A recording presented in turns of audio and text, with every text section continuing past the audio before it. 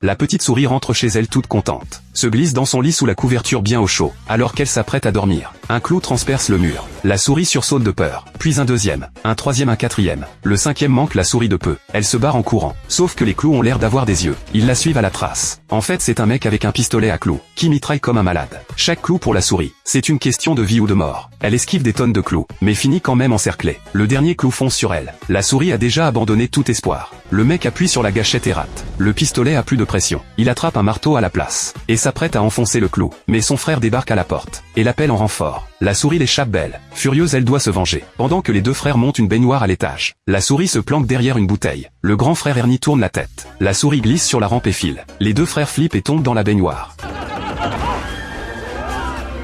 Ils croient avoir retrouvé l'équilibre, mais à peine ils sortent la tête. Là c'est la guerre déclarée. Les deux frères sortent les pièges à souris en pleine nuit, et les posent devant le trou de la souris. Le soir la souris tombe bien dans le piège. Sauf que le lendemain pas de cadavre. L'olive il reste plus que le noyau. Lars ramasse le noyau, il en revient pas. Il est sûr que la souris se fout d'eux. Ernie pense que c'est juste un hasard. Mais quand Ernie verse son petit déj, les deux reculent de peur. Lars attrape la serpillière et frappe dans le tas.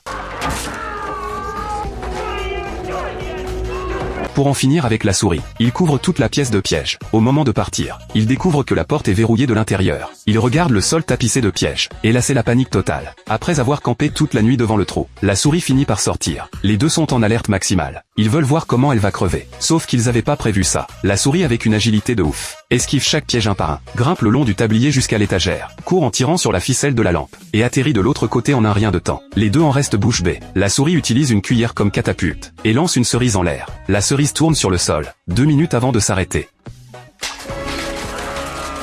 Au lieu de choper la souris, c'est eux qui se font piéger. Devraient bouler ces deux-là. Pendant ce temps, la souris ramasse tranquillement sa bouffe, fait demi-tour pépère et rentre chez elle. Furieux, les deux se lancent à sa poursuite avec l'aspirateur. La souris plonge dans son trou. Ernie colle le tuyau contre l'entrée et aspire comme un dingue. La puissance est tellement forte que la souris flotte en l'air à l'intérieur. Heureusement, elle s'accroche à un câble électrique. D'un coup, les deux sentent que c'est passé. Sauf qu'en fait, ils ont aspiré les canalisations d'eau usée. Et la souris s'est déjà tirée. Le sac de l'aspirateur se remplit de flotte. Pendant ce temps, la souris mate le spectacle depuis la fenêtre. Et le sac gonfle.